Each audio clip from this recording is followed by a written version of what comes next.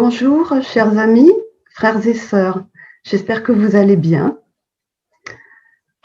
Le mois de novembre touche à sa fin et déjà la période de l'Avent se profile. Je vous en parlerai vendredi prochain. D'ici là, que le Seigneur soit dans vos pensées et dans votre cœur pour vous donner la joie, l'amour et la paix du Christ. Amen.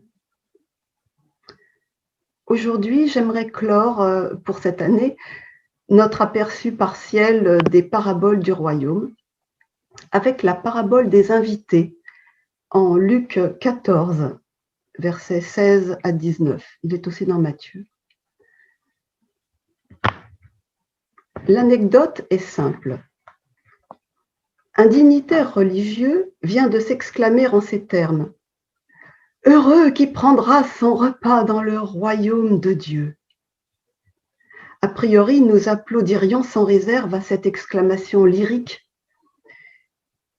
Nous, oui, mais pas Jésus. Curieux, n'est-ce pas? Décidément, avec Jésus, rien ne va de soi. Enfin, il ne rejette pas cette exclamation. Il ne la reprend pas directement, comme il l'avait fait dans la précédente, avec la femme que nous avons entendue la semaine dernière. En effet, il n'y a pas lieu de rejeter cet énoncé « Heureux qui prendra son repas dans le royaume de Dieu ». Il n'y a rien à y redire, c'est théologiquement incontestable. Mais alors, pourquoi ne pas tout simplement abonder dans le sens du pharisien? Il y a quelque chose qui chiffonne Jésus, mais il ne le dira pas explicitement. Il enchaîne sans transition sur la parabole suivante. Je cite quelques versets. Jésus lui répondit, « Un homme donna un grand souper et il invita beaucoup de gens.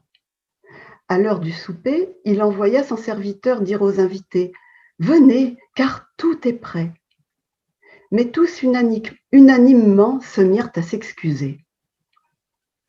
Je passe. Alors le maître de la maison, irrité, dit à son serviteur, « Va promptement dans les places et dans les rues de la ville et amène ici les pauvres, les estropiés, les aveugles et les boiteux. Car je vous le dis, aucun de ces hommes qui avaient été invités ne goûtera de mon souper. » Jésus connaît les représentations que ses contemporains se font de l'au-delà. Le monde gréco-romain environnant s'imaginait un lieu de délices, les fameux Champs-Élysées. On y jouissait indéfiniment de tous les plaisirs terrestres. L'image du banquet en traduisait l'esprit. Jésus doit soupçonner son hôte de partager cette représentation et il en est fort irrité. Quelle différence, cependant, me direz-vous, peut-il bien y avoir entre le festin du monde des morts décrit dans les mystères dionysiaques et le festin des bienheureux dans le royaume de Dieu? Pour commencer, les invités au festin n'attachent pas à l'invitation le prix qu'elle mérite. Ils se comportent comme des pachas. L'hôte leur fait dire que tout est prêt, mais ils ne sont pas pressés de se rendre à l'invitation. Ce sera quand eux seront prêts, quand cela leur dira. Et puis, statut oblige, quand on est un notable, il convient de se faire attendre. C'est le fameux quart d'heure de majesté, un quart d'heure extensible à volonté. « J'ai acheté un champ, dit l'un, et je suis obligé d'aller le voir. » « J'ai acheté 5 paires de bœufs, dit l'autre, il faut que j'aille les essayer. » Le lecteur sourit du contraste entre la valeur sans prix de l'invitation et l'inconsistance des excuses fournies pour arriver en retard ou, comme le second, décliner carrément l'invitation. Le seul qui pourrait avoir une bonne raison de ne pas venir, du moins à nos yeux, car Jésus ne voit pas les choses ainsi, ce serait celui qui vient de se marier. Mais aller voir un champ, ou essayer des bœufs ne paraît pas de nature à éclipser toute proposition de rencontre avec une personne qui vous manifeste une attention aussi généreuse. Le champ et les bœufs seront toujours là demain, et la mariée aussi, théoriquement.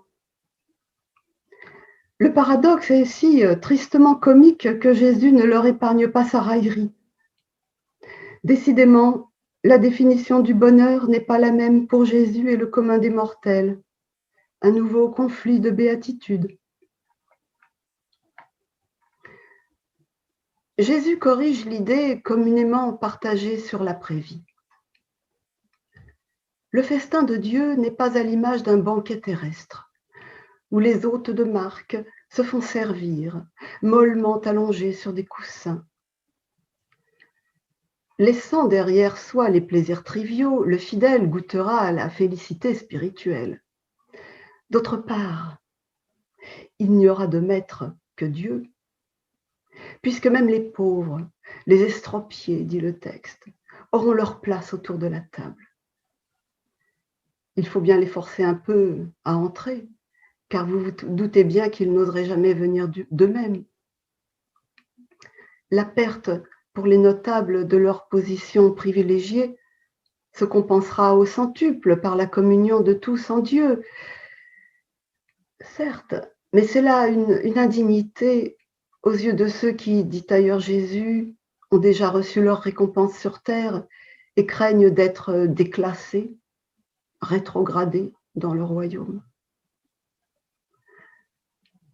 Heureux, nous dit en somme cette parabole, ceux qui sont capables de connaître leur bonheur, d'être invités au festin de Dieu.